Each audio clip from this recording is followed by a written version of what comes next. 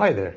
In today's video, I'm going to walk you through the setup of a basic development environment for PHP and Python. Now, mostly we will be focusing on PHP, but I will also install Python because I have some projects on my channel that use Python as well. So if you follow along with this video, then by the end you should have an environment where you can run basically all of the projects that I create on this channel. And as you might notice, we are actually using Windows today. I haven't used Windows in many years, but I think the process is pretty much the same still now, as it was many years ago when I still used Windows. But I understand that many of my viewers must use Windows, so this one is for you. So let's start by just installing VSCode, because we need to have some sort of editor. And I have a completely fresh Windows installation right now, Windows 11. So I have nothing installed. So let's go and search for VSCode. And we are going to click on the first search result, and here we have code editing redefined. So let's download this for Windows. And we should open up the download here, and let's open this installer. And then let's read through the license agreement, and let's accept it and click next. And I think everyone knows how to install applications on Windows. You just click next until you're done.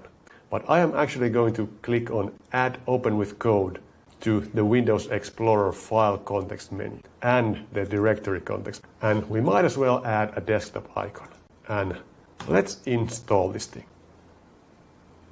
And that's done. So then we just finish this and it will open VSCode for us. And here we have it. And then we can pick a theme that we want. So I'm just going to go with the dark modern, and I'm just going to close this welcome screen from here. Great. Now we have VSCode installed. Now this is not going to be a VSCode tutorial, but I can just tell you the basics. So here on the left, we can drag this panel here, and this is our Explorer where we can see all our files. And if we drag from down here up, we get a terminal. And this is usually how I work. So I have this file manager open here, and then I have the terminal here to run quick commands. And of course the code will be here. But that's it. Now we have VS Code ready. So what do we have to do next? Let's install PHP. Now, at least back in the day, when I used to use Windows, we used this thing called XAMPP, or XAMPP, or XAMPP, or however you say this. And this will install Apache, MySQL, and PHP on your machine. And apparently Perl as well. And it is not actually MySQL, it is MariaDB nowadays. But it's basically the same thing. So let's go and download this. And I'm going to pick the latest version of PHP, so 8.2. And let's download it. And we have to wait for a bit. And once the download has finished, then let's install XAMPP. Now we could just install PHP. So we could go to php.net and download the latest version of PHP. But this is only the PHP interpreter. So if you want to actually have a web application running on your computer, then you have to install a web browser. Although PHP comes with a built-in web server, but that is not that amazing for everything. So most of the time you still need a server. So that is why we are installing XAMPP. And of course it comes with MySQL. So it is a very beginner-friendly package. And our download has finished, so let's open this installer and install XAMPP. Okay, and we get a warning. So in Windows we have this user account control system, which might cause some problems with XAMPP. So it recommends us to not install to C program files or to deactivate the UAC. So perhaps we want to install this in some user folder. So let's see what it asks us. Okay, and we can install MySQL, FileZilla FTP server, Mercury mail server, and Tomcat. So we are not going to install these things. We do not need those. And we do not need Perl, and we do not need Webalizer, and we probably do not need fake send mail, because you are not supposed to even use PHP's mail function for anything. You should use PHP mailer that uses SMTP. So we are not going to do that. We are going to install phpMyAdmin because that is a very nice tool for creating the MySQL databases. So let's do this. And it is recommending us to install it in the root of the C drive. But should we in fact install it somewhere else? Should we install it in users? Perhaps. Let's install it in my user directory, just to avoid those UAC problems. Let me know in the comments if this is not a good idea. But I'm going to do this. So let's click next and let's select English and then we should install it. So let's wait for a while for it to be installed and then we can check if it works. Alright, and we have finished the installation and it asks us to start the control panel. So we can do that right away. And from the control panel, we can then start Apache and MySQL. But for now, we don't need Apache or MySQL. So we are going to just close this one. And let's also close our browser. So now that we have XAMPP installed, we should be able to run PHP from the command line. But since this is Windows, we can't do it right away. So normally I would just run PHP and, for example, the -A to run the interactive mode, but this is not recognized on our system. So first of all, let's change from PowerShell to command prompt because I'm more familiar with command prompt. And in fact, I'm going to click on select default profile and I'm going to select command prompt. And let's create a new terminal. And I will destroy this PowerShell terminal. And then we have to add to our path environment variable the path of the PHP executable or the folder it is in. So we have to say set x path and we are going to add in quotes %, path, %, and a semicolon. And then we're going to add c/users/uncon, which is my username, /XAMPP/PHP. And we will add a semicolon in the end and end the quote. Now, if you installed XAMPP in a different place, if you install it in c/XAMPP, then you should remove this part from this. So basically, this should be the installation path of XAMPP/PHP. So we're going to do that. Now, we still cannot run PHP because we have to close VS Code and open it up again. But now we should be able to run it. So if we now say phpA, it will actually open the PHP interactive shell. Now this is not really what we want to do, but this is an easy way to run some simple PHP code. So for example, we can just say echo 1 + 5, and it will say 6. But how do we actually run some PHP scripts? Well, let's exit from this. And let's make a directory, maybe in documents/PHP project. And then let's open that folder in a new VS Code window. So we can say code and then pass in the folder name. So documents/PHP project. But since this is Windows, we cannot do this directly. We have to add our VS Code executable into the path. So let's figure out where it is. So let's open the Explorer and go to this PC and local disk. Probably it is in program files. And perhaps it is not in program files. Let's see if it is in x86 version. And maybe it's in Microsoft or not. So where is it? I actually don't know.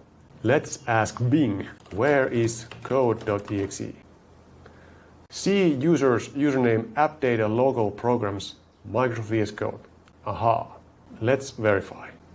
C users username and app data, I think it is in fact hidden. So we have to click here and say app data and local programs Microsoft VS Code. Here it is. So we have to add this path into our path variable. So let's do that. I will just copy this and I will say again set x path and %, path, % and semicolon, and I will paste it here by right clicking, and then I will add the semicolon and I am going to end the quote. Let's do that. And for some reason this window opened And we are going to have to restart VS Code. So let's do that. So now we should be able to open finally that folder that we created. So let's do code documents/PHP project, and it will open it in a new VS Code window. So we can close the old one, and it will ask us, do you trust the authors of these files? And if you say no, then it will open this in a restricted mode so that you can't do as much damage with a project. But since I'm creating this project right now, then I will say yes, I trust the authors, because the author is me. So let's close this welcome page, and now we have the list of files in our project, but we don't have any files here. So let's right click here and click new file, and we can give it a name. Let's call it test.php, and let's write some PHP code. Now this is not going to be a PHP tutorial, but we can do a hello world. So echo hello world, and I guess we can do like for I is 0, I less than 10, I plus plus. We are going to print hello world 10 times. And let's add a new line in the end. Now we can open up our terminal again by dragging from up here. And if we now say PHP and we give it the file we want to run, so we say test.php, then it will run our code and it will print out hello world 10 times. Great. Now we did install XAMPP, which comes with Apache, which is a web server, but there is in fact a built-in web server in PHP. So we can run PHP S localhost, and we can give it a port, for example 8080.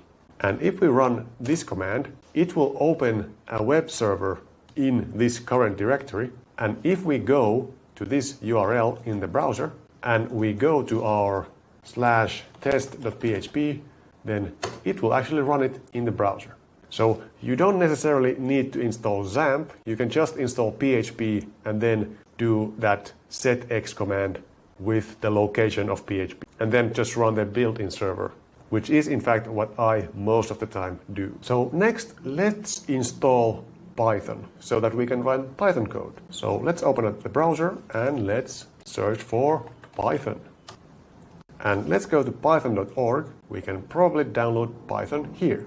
Let's click on downloads, and in fact we have it here right away, Python 3.12.0 for Windows. So let's click on this and it downloaded it right away. So here it is. Let's open this thing and let's install Python. And this installer actually has add python.exe to path. So let's tick this box so we don't have to do all that stuff we have to do with PHP. And let's just click install now.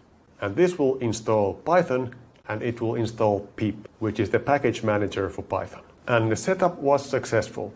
And it is suggesting for us to disable the path length limit. And we might do this in case it will cause some problems. So just click it and say yes. And let's close this. Now let's then restart VS Code again. So I'll close this PHP server by pressing Ctrl+C on the keyboard. And then I will just close this window and let's open it back up again. And now, just like the PHP command, we should now have the Python command. So if we run Python, then it directly opens the Python interpreter. So now we can say again something like 5 plus 7. And it will tell us how much it is. And we can write any Python code here if we want. And we can exit by typing exit and parentheses and enter. So now we have PHP, we have Python, and we have Apache, which we will come to later. What do we need now? Well, we need Git, because we want to download some Git projects. So let's again jump into the search and say Git. And let's go directly to downloads. And we're going to download the latest version for Windows. Now, if you don't know what Git is, it is a version control system.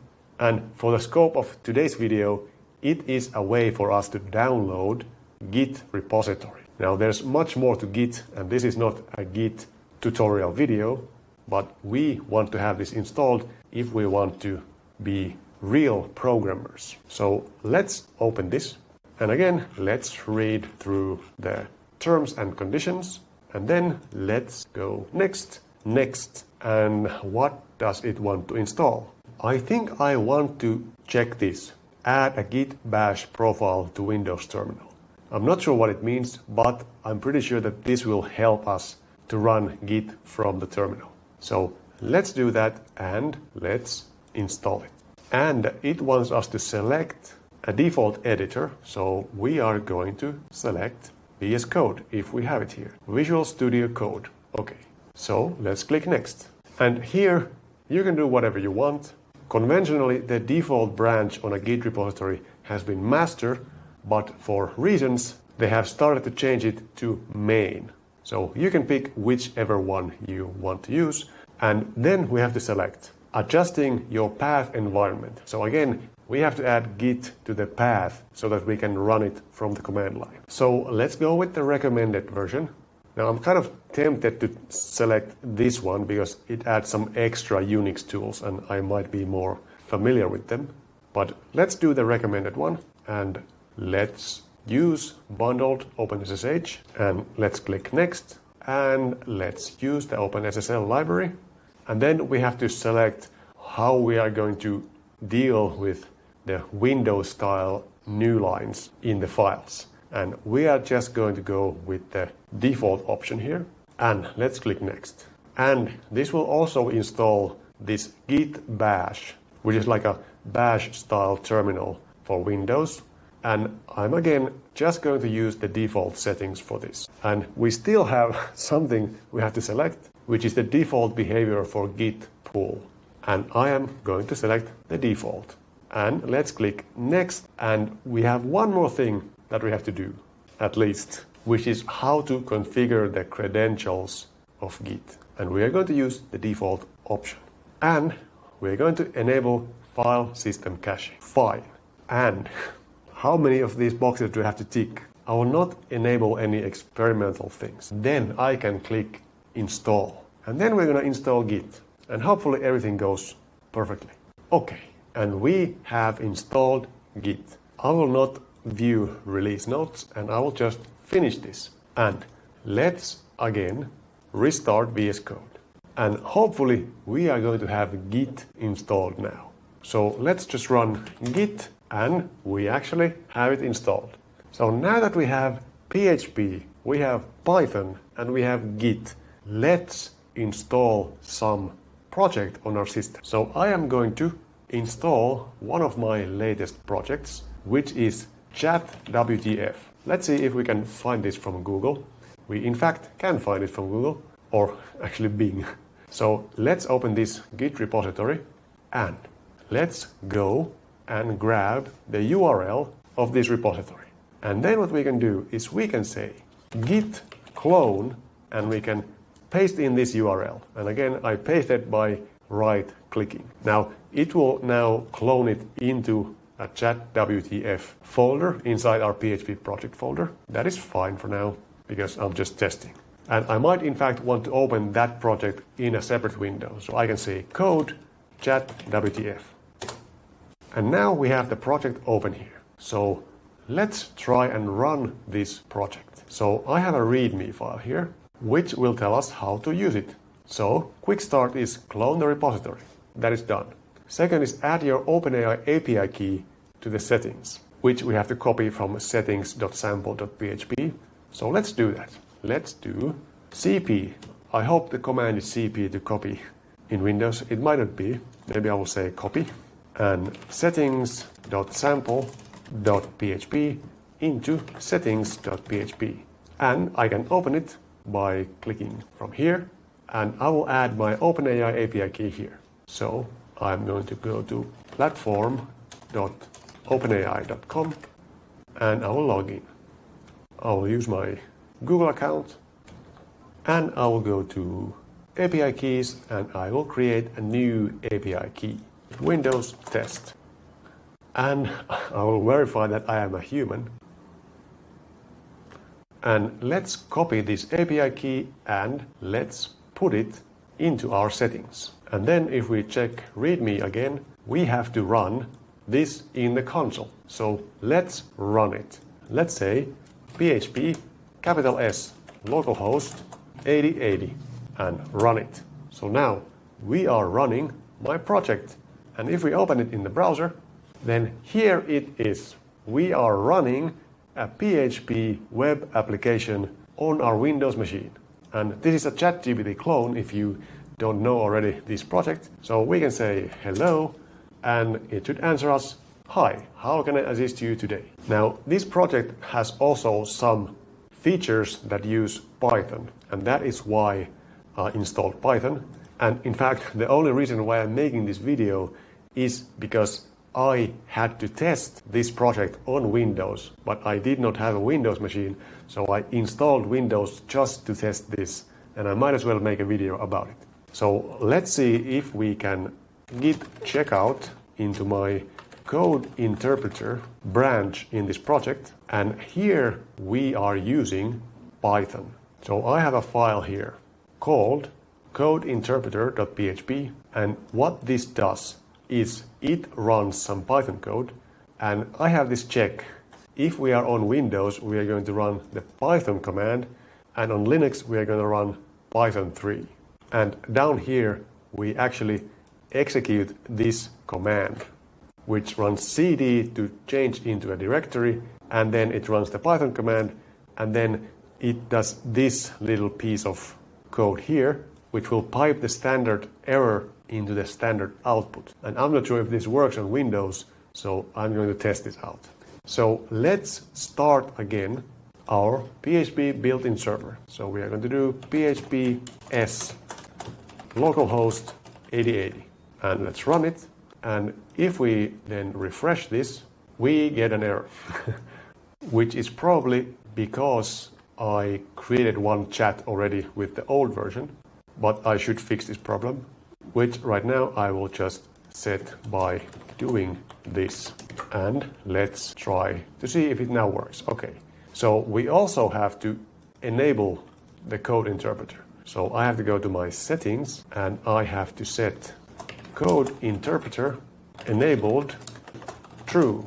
And then if I go back here and I refresh, then I have this extra menu here, and I can select code interpreter.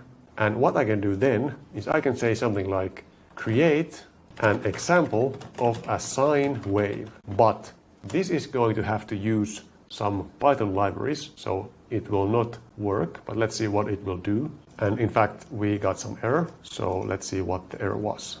Okay, so I in fact have a problem here that I am trying to write to /temp/code.py, and of course this is not a valid path on Windows, so I have to fix something.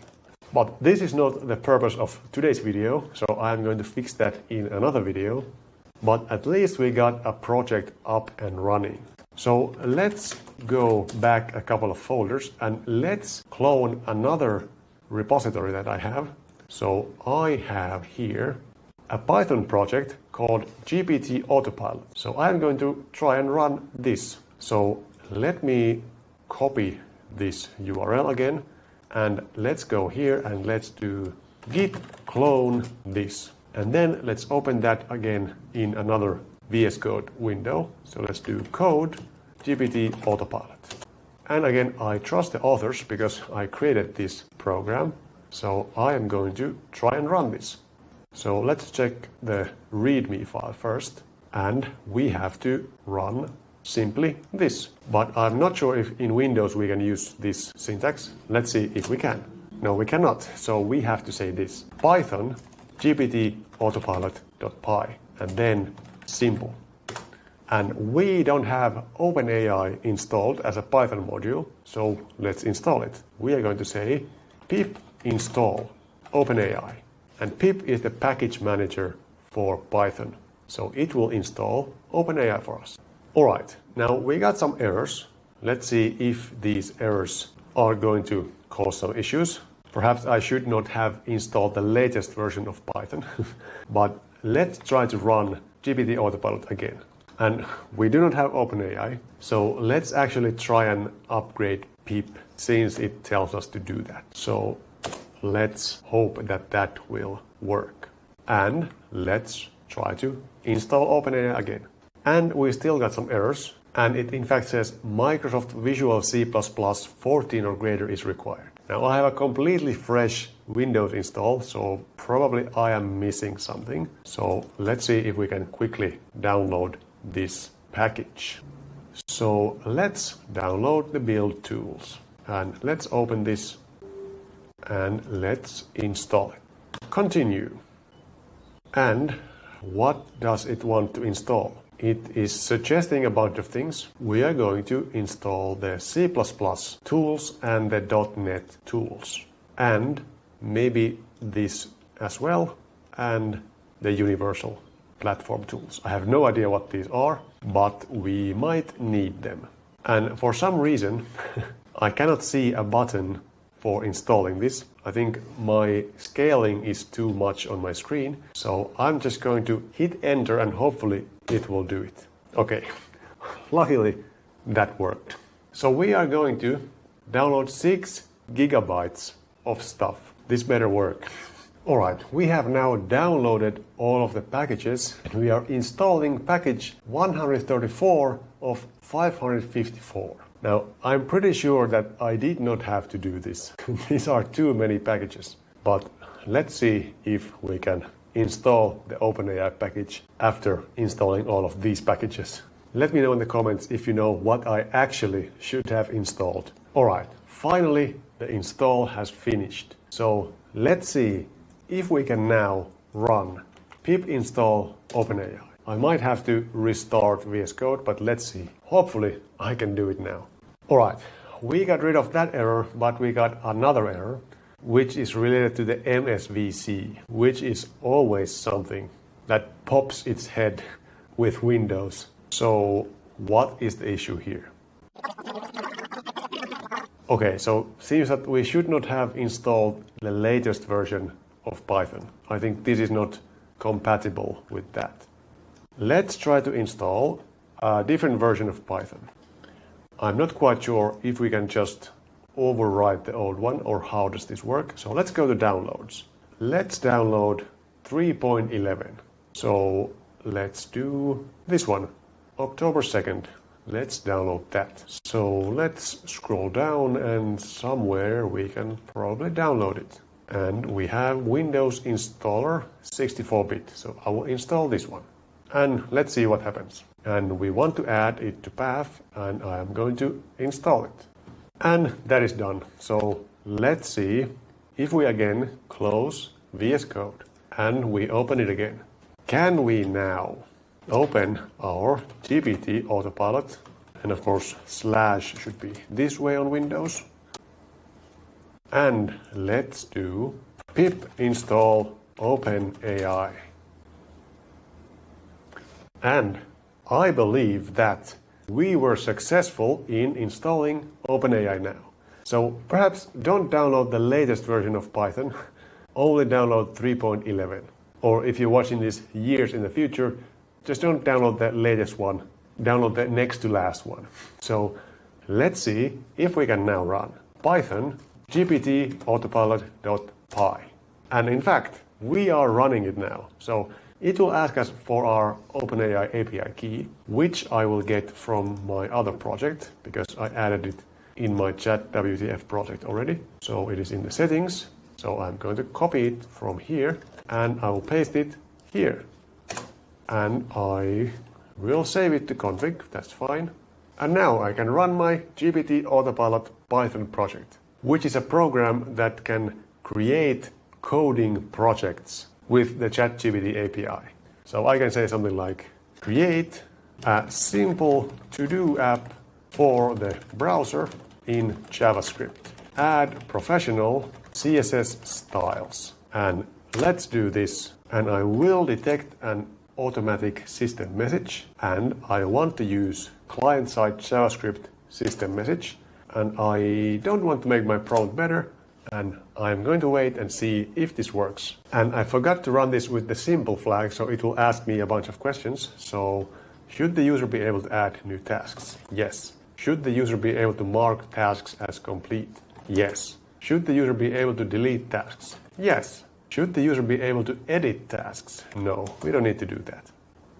Should the task be sortable? Well, no, just make a simple project. I just want to see if this thing still works. and we're going to create the outline for the project. And here we have a very long outline for the project. Yes, I want to use that outline. And we will create a task list, and I want to continue with that task list, and I will do it at once. And then we are going to create the project. And our browser-based to-do app is ready, and I will not run through the checklist, and it is done. So no, I don't want to do anything else. I just want to test if it still works. And let's see in our code folder now, we have our index.html, and I will open it with, can I run Edge? I'm not sure how to open this from VS Code directly.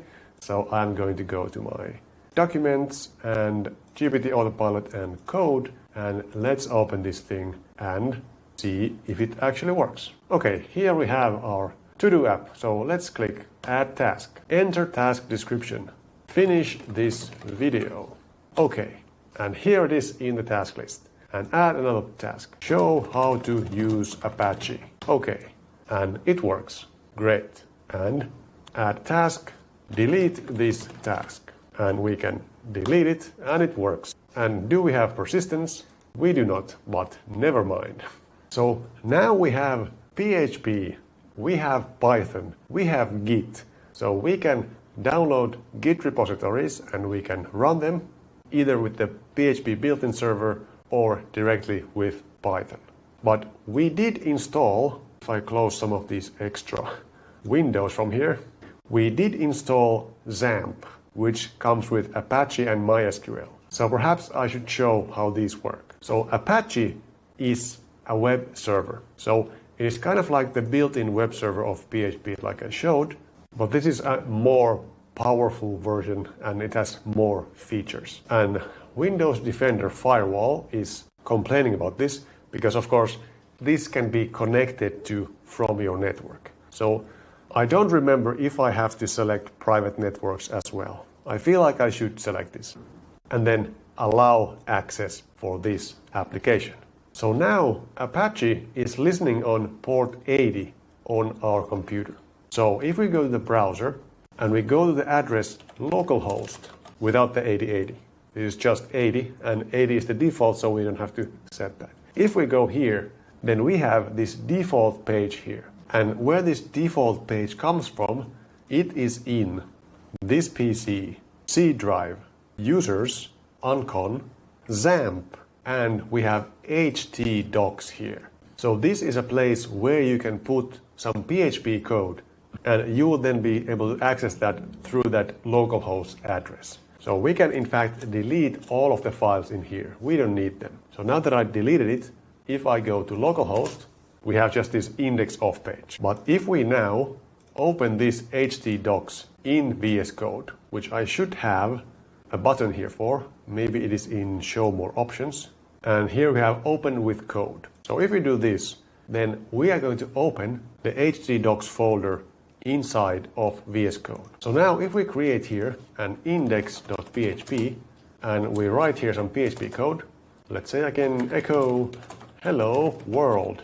And then we go to the browser and we refresh, then now we are running the index.php file. So now if we want, we can clone some Git repository in here into the htdocs, and then we can access it directly from the browser with the localhost address. Now we also have MySQL here, which is for the MariaDB database. So let's actually start this up as well.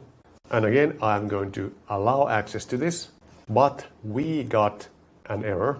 This may be due to a blocked port, missing dependencies, improper privileges, a crash, or a shutdown by another method. Let's try one more time because it asked about the firewall. Maybe that caused an issue. Okay, now it seems to be open. So it might fail the first time because it can't connect it because the firewall blocks it. But after you allow it, then you can run it. So now we have MySQL running as well. And we have this admin button here with MySQL. And I'm pretty sure that if I click this, it will open phpMyAdmin. But I'm not sure if I deleted it when I deleted all those files.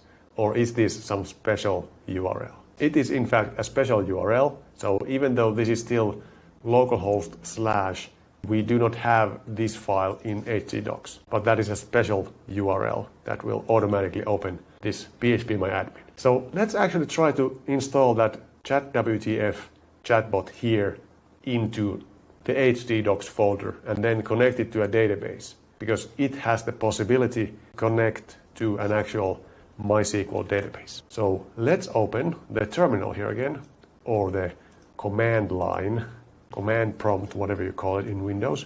And we are going to do git clone, and I remember the URL, it is github.com/unconf/chatwtf.git. So let's clone this again into this htdocs folder, and let's then rename this sample settings into settings.php. And again, I need the API key.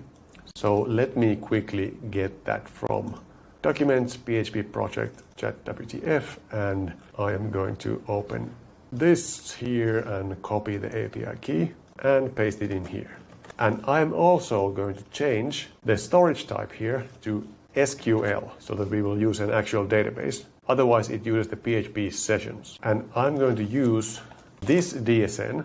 So the host is localhost and database name is ChatWTF. And username, I'm not sure what the username and password is by default with XAMPP. I think it's root and there will be no password. Let's see. So let's create a database called ChatWTF. So let's go to the browser and let's go to phpMyAdmin and let's go to databases. And let's create a database, ChatWTF. And we can then use some SQL commands here. We have a database folder where we have MySQL.sql.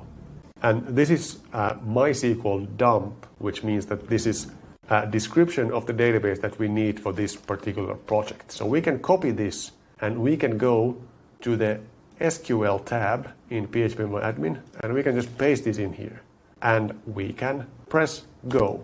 And this will install all of these tables here. So if we refresh this page, then we should have conversations and messages here in the database. So now if we go to localhost/chatwtf, then here we have ChatWTF, and if I say hello and I get a message back from ChatGPT, then this should now be saved into our database. So if we go to conversations, we are going to have conversation here, and if you go to messages, we are going to have our message here. So now we are saving the messages into the database in MySQL on our own machine, which is pretty cool. Now, since we are running a web server on our machine here, it might or might not be accessible from other devices. So it shouldn't be accessible from the internet unless you have port forwarding in your router to your computer, but maybe I can access it from my phone. Let me actually see. I'm not quite sure how this works by default. So if I open CMD and I do ipconfig, then I should get my IP here, which is this. And if I put that in my phone, so I go to 192.168.1.10/ChatWTF, then I in fact have ChatWTF here. So this is either a feature or a bug, depending on if you want to open that port to other devices in your network. So just be mindful of this. So I can write some messages now from my phone into ChatWTF. So if I say, what's up? And I send it, then I'm going to get a response back. And if I refresh the browser on my computer, then we have here another chat now that came from my phone and says, what's up? And if we check the database, then here in the messages, we should have another message that came from my phone. Now, I'm in fact not quite sure how we can change this behavior. Okay, probably in Apache config. So if we open this httpd.conf, then here we are going to have a listen command somewhere. So I'm not sure if we can set here localhost 80, and if we save this file, and then we are going to stop this and we are going to start it, then does it still work? We refresh, still opens, But if I refresh on my phone, does it now work here? In fact, it does not. It is just loading. So that is the way you can stop it from being able to be accessed from other computers on your network. So just change the httpd.conf and put here a localhost and a colon. So then you can access it from other devices. But this is now going to be the end of today's video. I hope it was beneficial to you, and let me know in the comments if you need more clarification on some point, or tell me if I did something completely wrong. And if you want to see more videos like this in the future, then make sure to subscribe. And I will see you in the next one.